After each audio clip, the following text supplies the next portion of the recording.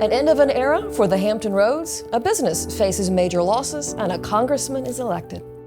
I'm Crystal Bacchioni, and welcome to This Week in Newport News History.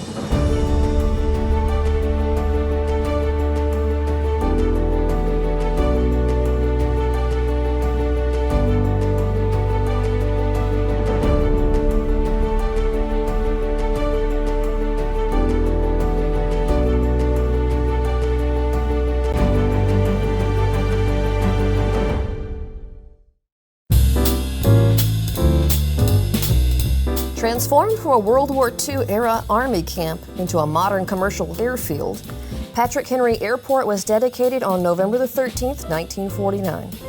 The construction was directed by the Peninsula Airport Commission, who managed federal and local funds totaling over $500,000 to create the new facility.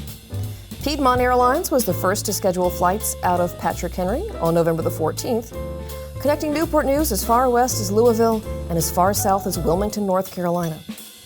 A second, Capital Airlines, began about a week later, connecting the city from New Orleans to New York. Opening ceremonies included a performance by the 50th Army Headquarters Band, an address by Oswald J. Ryan, the Vice Chairman of the Civil Aeronautics Board of Washington, D.C., and a number of aerial demonstrations by the area's armed forces. Constructed by the James River Bridge Corporation, the 4.8-mile-long James River Bridge opened on November 17, 1928, at a cost of just over $7 million, with sister bridges spanning the Nansemond River and Chuckatuck Creek to complete the project.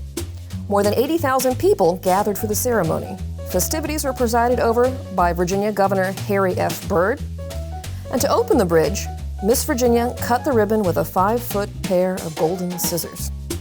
The lift mechanism was operated remotely by President Calvin Coolidge from the White House, connecting the two spans at the push of a button.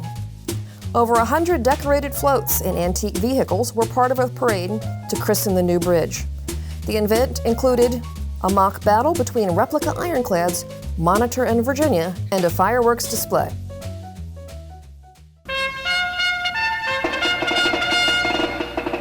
From Tidewater, Virginia, gateway to Dixie, WG8 Radio News.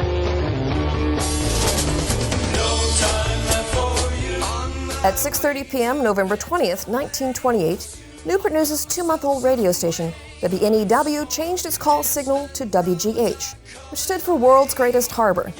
This sudden alteration was thought to better reflect the character of the city and represent its people to the world. The first test broadcast came on the evening of September 12, 1928, on a wavelength of 229 at 100 watts of power. At the time, it was the first full-time radio station of that power in the entire state, and it was the first radio broadcaster on the peninsula. The radio station originally broadcast from the Hotel Warwick, and in 1964, WGH host Gene Loving traveled to London and brought back exclusive photos and music of the Beatles for a special broadcast. Today, it is the only radio station in Virginia to retain its original 3-letter call sign. Though now owned by a radio conglomerate companies, WGH still broadcasts AM and FM channels and is known for its business talk radio programs. This has been your Historical Moment. Thank you for joining us. From the staff and management of WGH, good night and good morning.